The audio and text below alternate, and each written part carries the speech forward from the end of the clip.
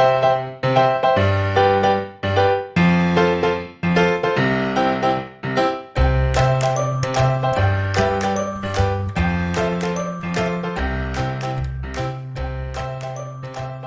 Day I Swapped My Dad for Two Goldfish by Neil Gaiman. Illustrations by Dave McKean.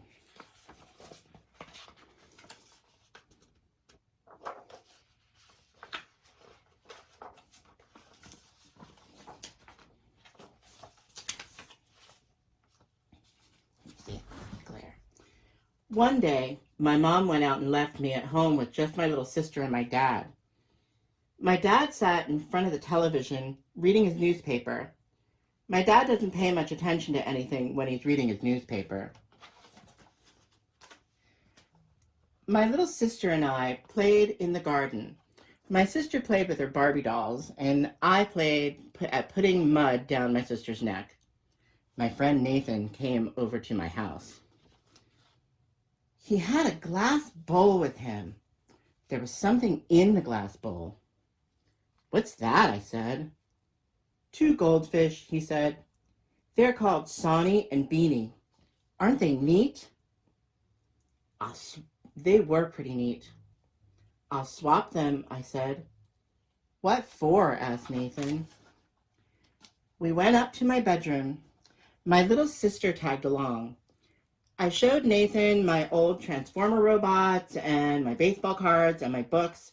I showed him my old punching bag and my penny whistle that Mommy said made her headache when I blew it.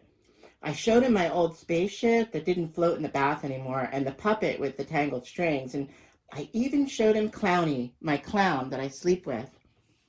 And every time I showed him something, Nathan said, "Nah." We went downstairs. "Isn't there anything you would swap for the goldfish?" I asked Nathan.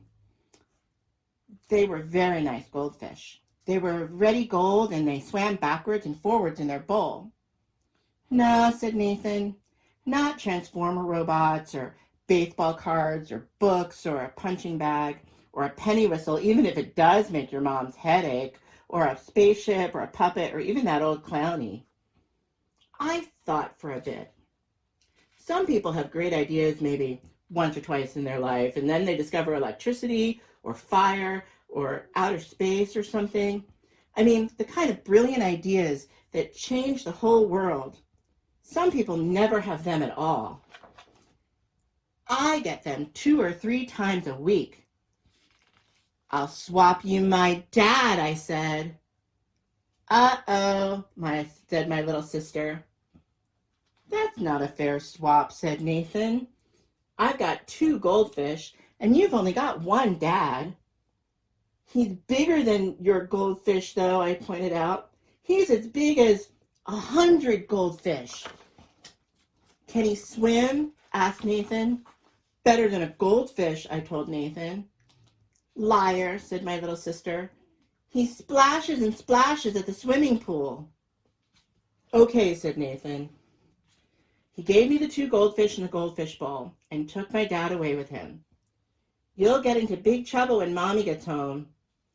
I watched the goldfish for a while. "Won't." "You'll see," said my little sister. When my mother came home, I said, "Mom, can we buy some goldfish food?" "If we have to, dear," said my mother. "Where's your father?" "Come and see my goldfish," I said. "Aren't they pretty?" "Very pretty, dear," said my mother. Said my little sister. "Don't speak with your mouth full, dear," said my mother. She shouted up the stairs. She knocked on the door of the bathroom. She called out into the garden. My father didn't reply. "That's very odd," said my mother. Said my little sister. "Don't pay any attention to her," I said. "Come and look at my goldfish." But my mother untied my little sister and took the sock out of her mouth. "Do you know where your father is?" my mother asked. My little sister pointed at me and said, "He swapped him to his friend Nathan for 2 goldfish." My mother looked at me sharply. "Young man," she said. Is this true? She only calls me young man if she's very mad. Yes, I said. Right, said my mother, and she picked up the bowl of goldfish and handed it to me. You can take these goldfish over to Nathan this minute, and don't you come back without your father. I told you so, said my little sister. And you can go with him, said my mother. Fancy allowing your brother to swap your father for 2 goldfish in a bowl. The very idea. So we went to Nathan's house. He only lives over the road. I knocked on the door. Nathan's mother came out. Is Nathan here? I asked. Where did you get those goldfish? She asked me. They were a present to Nathan from his Aunt Violet. I swapped them, I said, and now I have to swap them back again. She sent Nathan out to talk to me. Here are your goldfish, I told him. Thank you, said Nathan. Now, can I have my dad back, please? Well, Nathan said, yes and no. Uh-oh, said my little sister. What's that supposed to mean? I asked Nathan. Follow me, he said. We went upstairs to Nathan's bedroom. It was even messier than my bedroom. Nathan had an electric guitar, a big white one. I swapped this electric guitar with Vashti Singh, he said. Nathan, I said to him, what did you swap to Vashti so she would give you her electric guitar? If you get off me, I will tell you, he said. I got off him. I swapped her your dad, he said. I said. Said my little sister. Well, he wasn't very exciting, said Nathan. All he did was read the paper. I took the guitar and we walked over to Vashti's house. I could be a rock and roll star, I said to my sister. You could be an idiot, said my sister to me. I rang Vashti's doorbell. I've got your guitar for you, I said to Vashti. Vashti giggled. All Vashti's sisters giggled too. Can I have my dad back, please? They giggled again. Please, Vashti, said my little sister. Vashti shrugged her shoulders. Wait here, she said. She took the guitar away from me. When she came back, she was carrying a gorilla mask. Oh, no, I said. Oh, no, said my little sister. I swapped your dad with Blinky, said Vashti. Blinky had this really good gorilla mask. Where's Blinky's house? I asked Vashti. She told me how to get there. It was going to be a long walk. We set off. Can I put on the gorilla mask? Asked my little sister. Okay, I said. She put on the gorilla mask. When are you going to put it on? I said. And then I laughed and laughed and laughed. When are you going to put on the gorilla mask? My little sister took off the gorilla mask. We walked some more. I put on the gorilla mask. My sister went over to a policeman. Help, quick, shouted my sister. That gorilla is escaping from the zoo. The policeman ran over and caught me. He made me take off the mask. Then he told me off. He would have told my sister off, only she did her innocent little girl face, so he didn't. It's not fair. Hee, said my sister. Watch it, I told her. Just watch it, that's all. Blinky had a very big house. We went up to the front and rang the bell. The butler came out. Can we speak to Blinky? I said to the butler. Whom shall I say is calling? Said the butler. Me, I said. And me, said my little sister. Blinky came down the big stairs. He looked very pleased to see the gorilla mask. Are you bringing it back? He asked. Yes, we are, I told him. Blinky made the butler give us ginger beer. I liked it even though the bubbles tickled my nose. My sister made a face. Now, I asked when I finished the ginger beer, where's my dad? Ah, said Blinky. He went away again around the side of the house. This is Galveston, said Blinky when he came back. Galveston was a fat white rabbit with one black ear. Galveston's what I swapped your father for, said Blinky. I gave him the gorilla mask. He gave me Galveston and a map he drew of how to get to Patty's house.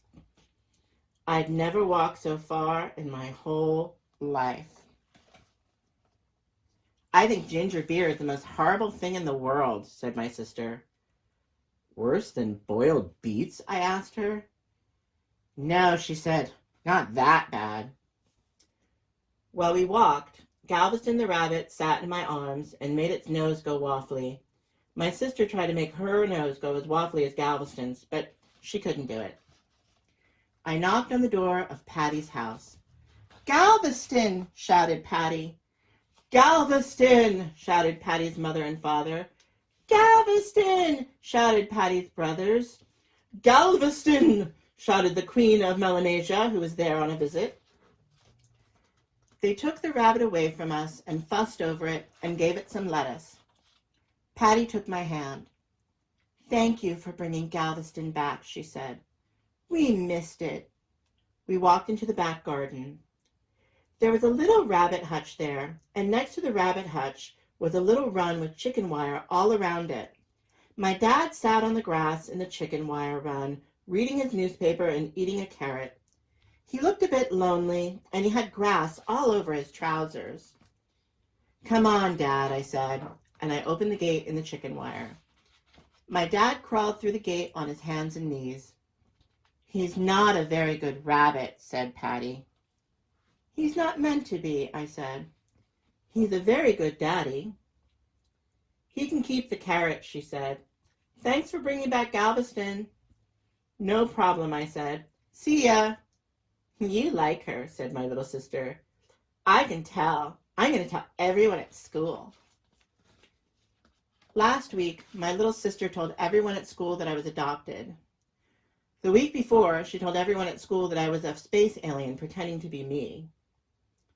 If you do, I told her, I'll tell everyone that you're secretly fat. Children, said my father, and he carried on eating his carrot and reading his paper until we got home.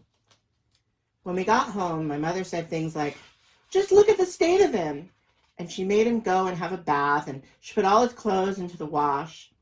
While Dad was in the bath, my mother told me off.